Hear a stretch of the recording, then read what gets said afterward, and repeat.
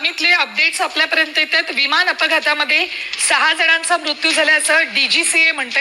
अपघातग्रस्त विमानातील 6 प्रवाशांचा मृत्यू झाल्याची माहिती DGCA ने आता दिलेली आहे। अपघातग्रस्त विमानातल्या 6 प्रवाशांचा मृत्यू झाला असं स्टेटमेंट DGCA कडून सध्या दिलं जात आहे। नमस्कार मित्रांनो, आज महाराष्ट्राच्या राजकारणातील एक झंझावात शांत झाला आहे।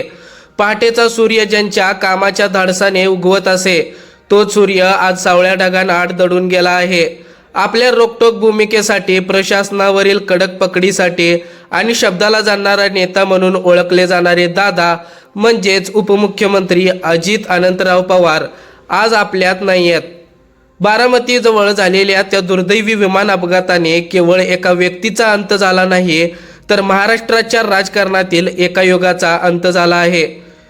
मित्रांनो, अपघाताची हृदयद्रावक घटना समोर आलेली आहे। आज सकाळी मुंबईहून विमानाने उड्डाण घेतले। विमानात दादांसह त्यांचे सुरक्षा रक्षक आणि कर्मचारी असे एकूण 6 जण होते। नेहमीप्रमाणे दादांच्या चेहऱ्यावर कामाची तीच ऊर्जा होती। मात्र सकाळी 9च्या सुमारास बारामतीच्या मातीवर लँडिंग करण्यापूर्वीच काळजाचा ठोका चुकवणारी बातमी समोर आली। तांत्रिक बिघाडामुळे विमान कोसळले आणि क्षणात सर्व काही संपले। महाराष्ट्राचा लाडका दादा आता फक्त आठवणीत उरलेले आहेत। मित्रांनो, उपमुख्यमंत्री अजित पवार यांचे राजकारणातील जीवन प्रवास आपण थोडक्यात पाहूया। आता राजकारणातील पहिले पाऊल बघायला गेले तर अजित पवार यांचा राजकारणातील प्रवास एखाद्या वादळासारखा राहिला आहे। त्यांनी सुरुवात केली 1982 मध्ये सहकारी साखर कारखान्याच्या निवडणुकीतून। त्यांनी सार्वजनिक जीवनात पाऊल ठेवले। पहिले मोठे पद म्हणजे 1991 मध्ये ते पहिल्यांदा पुणे जिल्हा मध्यवर्ती सहकारी बँकेचे अध्यक्ष झाले। तिथूनच त्यांच्या प्रशासकीय कौशल्याची झलक महाराष्ट्राला दिसली। आता संसदीय कारकीर्द बघायला गेलं तर 1991 मध्येच ते बारामती लोकसभा मतदारसंघातून खासदार म्हणून निवडून आले होते, पण नंतर त्यांनी ते पद काका शरद पवार यांच्यासाठी सोडून दिले आणि विधानसभेच्या राजकारणात सक्रिय झाले होते। धडाडीचे नेतृत्व आणि कार्यपद्धती। मित्रांनो, अजित पवार म्हणजे होला हो आणि नाहीला नाही म्हणणारे व्यक्तिमत्व, प्रशासनावर मजबूत पकड, मंत्रालयात सकाळी 7 वाजता पोहोचणारा हा उपमुख्यमंत्री महाराष्ट्राने पाहिला आहे।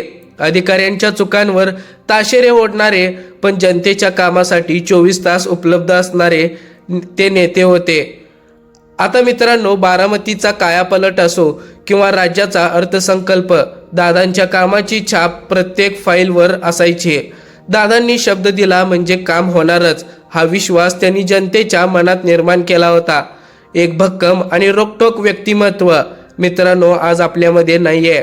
त्यांच्या भाषणातली ती कडक भाषा, विरोधकांना अंगावर घेण्याची ताकद आणि कार्यकर्त्यांसाठी असणारा मायेचा ओढा आज पोरका झाला आहे।